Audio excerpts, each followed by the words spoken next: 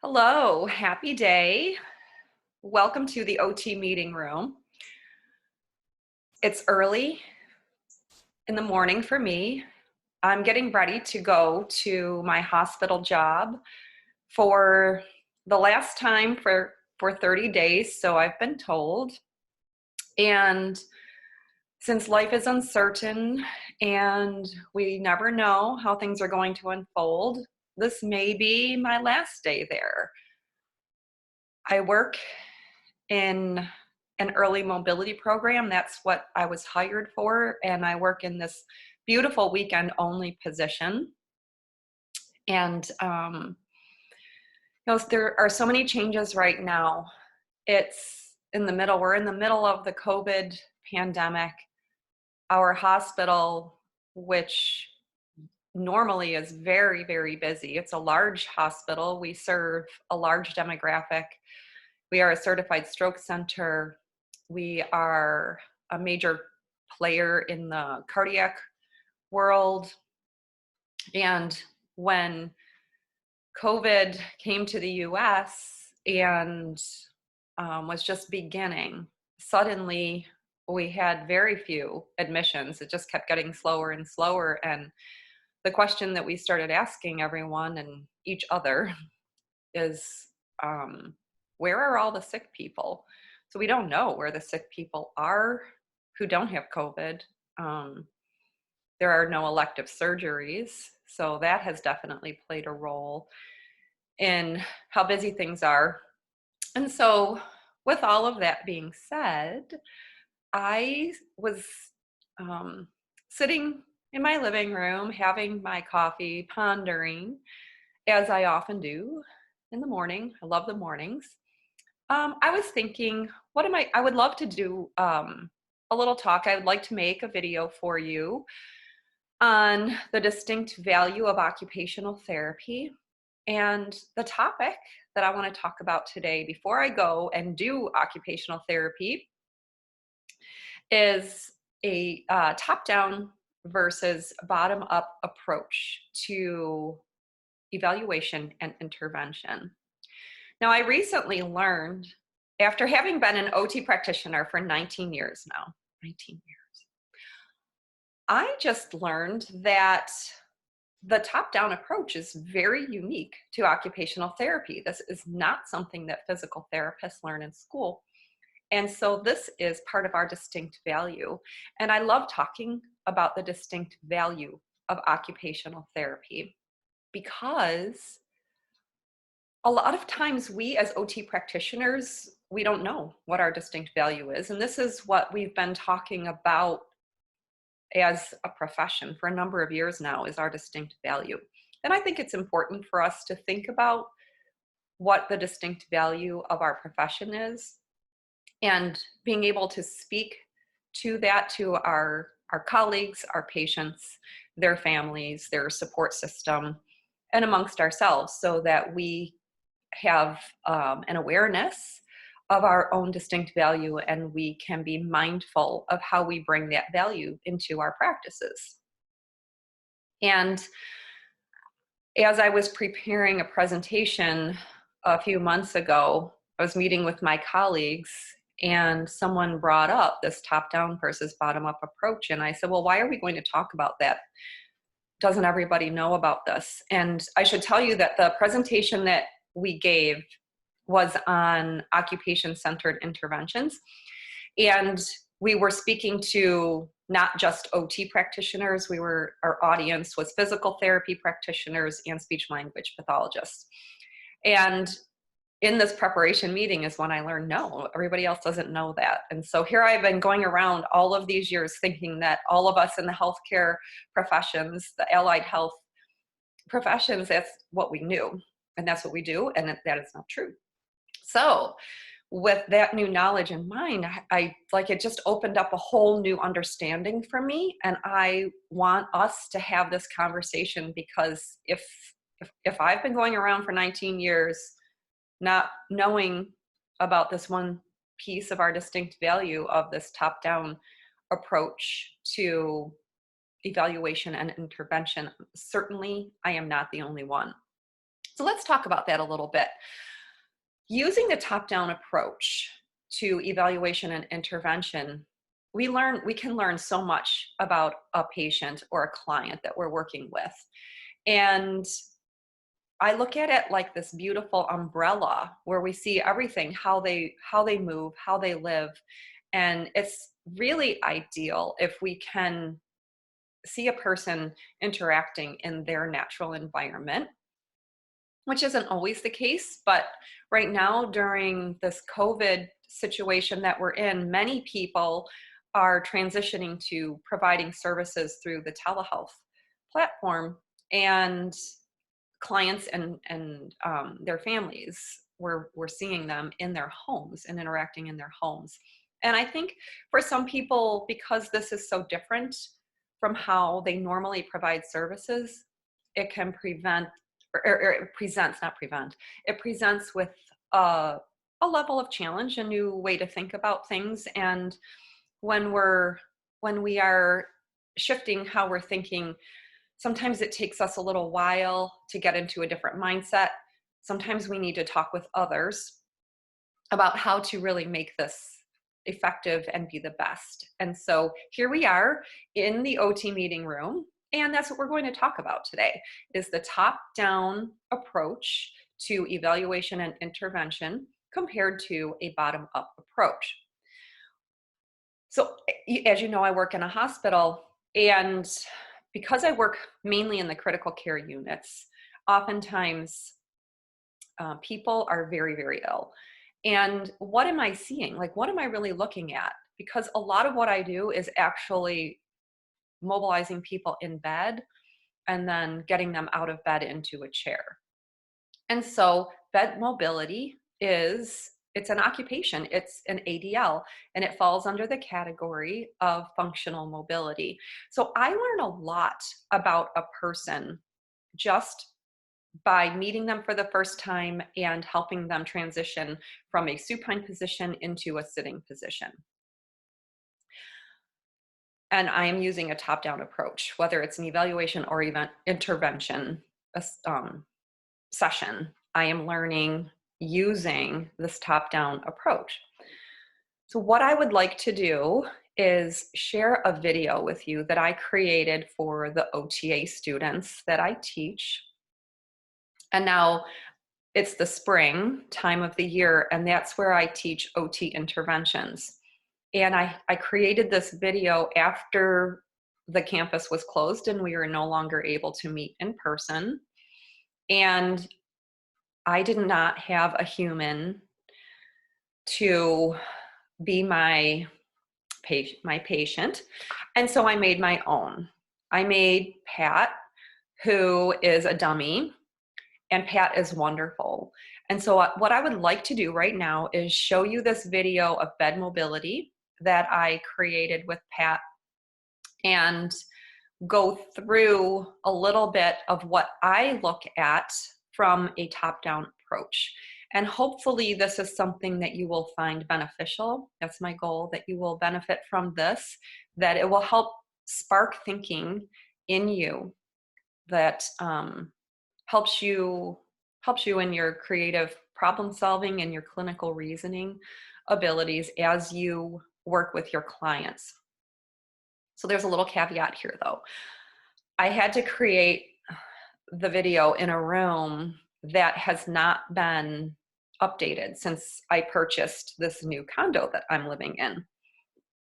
As you may know, if you watched an earlier video of mine, I sold my home of 32 years last year, and that home was beautiful inside and out. And I bought a condo that had not been updated since it was built. And so the room where Pat helped me with the bed mobility video has not been touched except for the closets. I do have beautiful closet systems in there, but those will not show up in the video. So I just ask that you please don't judge me. I'm getting there. I actually decided to work on this living space where I am right now. And in this video, it's hard to tell, but that's gray paint on my walls. And it's getting very cozy in here. And since it's where I spend a lot of time, this is where I wanted to start putting my efforts forth. So let me start sharing my screen. I'm going to pull up Pat, which is not, oh, hang on one second here. See if I can make this happen. That is not happening. So let me try again. The interesting things I'm learning about Zoom. Let me see here. Oh, here it is. Okay. So let me share this video that I made, and I'm going to go through this with you just to show you how my brain thinks about things and how we can think about things using a top-down approach to evaluation and intervention. Pat and I are now going to demonstrate how to roll from supine to the right side. So begin by placing the right arm in abduction and bend the knees, recalling that with low tone you do have to make sure there's enough support so the knees don't flop. Okay, so I'm going to stop there. And what did we learn already about Pat? So with a quick observation, before I even began mobilizing Pat, we noticed that Pat does not have any eyes, a mouth, or ears. So the first thing that I would start thinking about is, how does Pat communicate and how does Pat navigate in the world without using vision?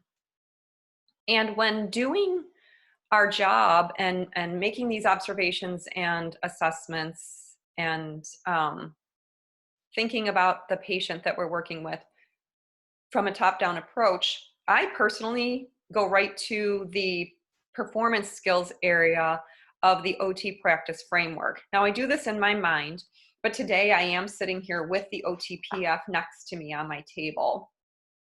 And so with that first initial observation, I move right into social interaction skills and I start thinking about these interactions that Pat has or will have in the environment. Next, I want to speak to Pat's motor skills and how I had to help bring Pat's right arm out into abduction. Pat did not help with that at all. And then looking at Pat's legs, we can see that they're not all that stable. And so looking at motor skills in terms of the OTPF, thinking about stabilizes, reaches, lifts. I had to help with all of those aspects of that mobility. And we're going to ask Pat to please turn your head towards the right side. And we're going to bring the left arm across the body towards the right, placing our hand at the scapula and the hip to roll the patient over onto the side. So stopping here, just after helping Pat to roll from supine to the right in a sideline position, you can see that my hands are on Pat. If I let go of Pat, it's likely that Pat will roll right back over onto the back. And so here we are. We can continue to learn about Pat's mobility and motor skills through that rolling activity, and then also looking at process skills. Pat did not initiate movement. Pat did not continue through movement. I can start thinking about Pat's ability to sequence. So there are many aspects of Pat that I can learn simply by engaging in this rolling activity. So that's thinking about the big picture, which is the top-down approach, is really the big picture of this person that we're working with and how they interact in their environment and considering the person that they live with. So if this were going on in the patient's home, as in the case of this video, or in the hospital where I'm going to work today. And that, it makes us think about questions that we would ask. So performing this evaluation or intervention through a telehealth platform or in a patient's home, or whether you're in home care with this patient, you already have additional aspects available to you that are super beneficial. You have the caregiver or the family member there, the person or the people who live with this person or who interact with this person on a daily basis. And you get to observe how they interact with this person. You can watch to see how they mobilize the person, which gives you additional information and additional things that you can work on, aspects of the interaction. So caregiver support, body mechanics for everybody involved. For me in the hospital, when I go to the hospital today, because we are in the middle of the COVID situation, we are not having family members and visitors in patients' rooms. So me learning about the amount of help that a person has at home, or what the supports are, what is needed for discharge, is vague for me, unless there's information already in the chart that the discharge planners have been able to obtain in the case of a person who is unable to communicate. So that's the top-down piece. That's the big picture approach. Now you have an option. So I've learned something here, and now I get to decide, what is it that I want to do? What type of approach am I going to take? Is this a situation where we want Pat to be able to maintain skills that have been in place already?